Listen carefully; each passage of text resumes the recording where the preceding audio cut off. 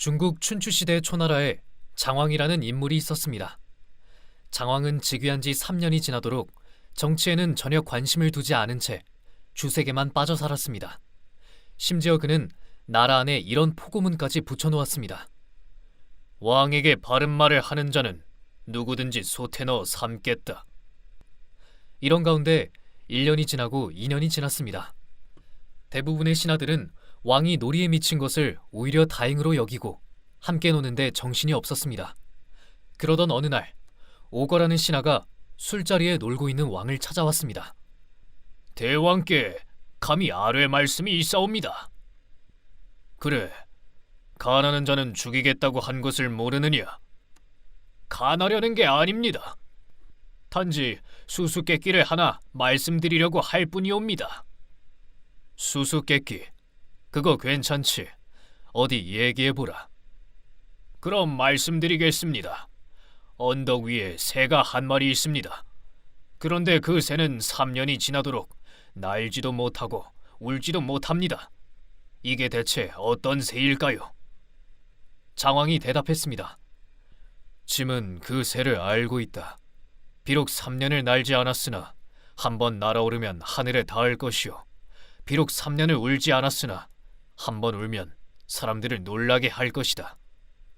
자신을 풍자한 것임을 알고 있는 장왕은 신하인 오거에게 조금만 더 기다려보라고 당부한 것입니다. 하지만 장왕의 게으름과 방탕은 여전히 계속됐습니다. 그러자 이번에는 소종이라는 중신이 찾아와 목숨을 걸고 간언했습니다. 폐하, 초나라가 망해가고 있사옵니다. 제발 정신을 차리시옵소서. 간언하는 놈은 죽이겠다고 했다. 모르느냐? 대왕의 어리석음을 깨우쳐줄 수만 있다면 이 몸이 부서지더라도 좋습니다. 그 순간 소종을 쏘아보던 임금이 갑자기 표정을 바꾸더니 자리를 박차고 일어났습니다. 그리고는 소종에게 정중히 예를 표하는 게 아니겠습니까? 그대는 진정한 충신이요, 과인은 이제부터 경의 말을 따를 것이오. 장왕은 아울러 오거를 불러들였습니다. 그대에게 지금부터 중책을 맡길 것이니 과인을 잘 보좌해 주시오. 장왕은 사실 주색에 빠져 지냈던 게 아니었습니다. 놀이에 미친 척하면서 매일 신하들의 행동을 관찰하고 함께 일할 사람과 물리쳐야 할 사람을 점찍어 놓았던 것입니다. 큰 도량으로 사람을 품어라.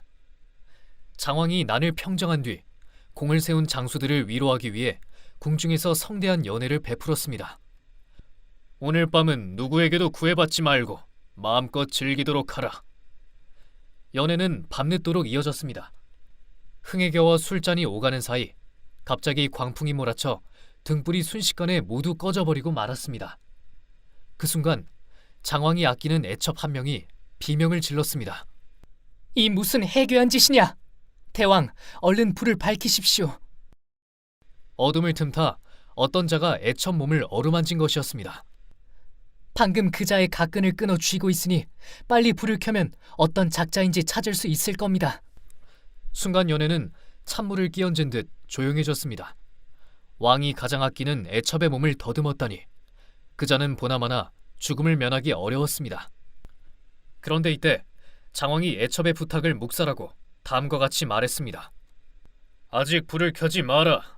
이 모든 일은 짐이 술을 지나치게 마셨기 때문에 일어난 일이다. 장수들은 들어라. 지금 당장 모두 가끈을 끊고 갓을 벗어 던져버려라. 그리고 오늘 밤은 마음껏 즐기도록 하라. 잠시 후 다시 불이 켜졌을 때 여러 장수 중 단 한 사람도 갓을 쓰고 있는 자가 없었습니다. 그로부터 2년 후 중원의 대국인 진나라가 대군을 동원하여 초나라를 공격했습니다. 그러자 제일 먼저 초군의 선두에 나서서 용맹하게 싸우는 신하가 있었습니다. 초나라는 그 신하의 활약으로 마침내 진나라의 대군을 격퇴할 수 있었습니다. 전쟁이 끝난 다음 장왕이 그 신하를 불러 말했습니다. 참으로 자네의 공이 컸다. 이런 용사를 아직까지 크게 쓰지 못했으니 나의 과실이 크다. 그런데 그대는 왜 이렇게 죽기 살기로 싸웠는가? 신하가 바짝 엎드려 말했습니다. 2년 전 가끔 뜯긴 사내가 바로 저였습니다. 엄한 벌을 받아야 하는 상황에서 대왕의 은총으로 목숨을 건졌기에 언젠가 꼭 대왕을 위해 싸울 것이라 다짐했습니다. 이 일화는 유명한 절영지연으로 가끈을 끊고 즐기는 연애라는 뜻입니다. 남의 잘못을 관대하게 용서해주거나 어려운 일에서 구해주면 반드시 보답이 따름을 비유하는 고사성어입니다. 감사합니다. 북올림이었습니다.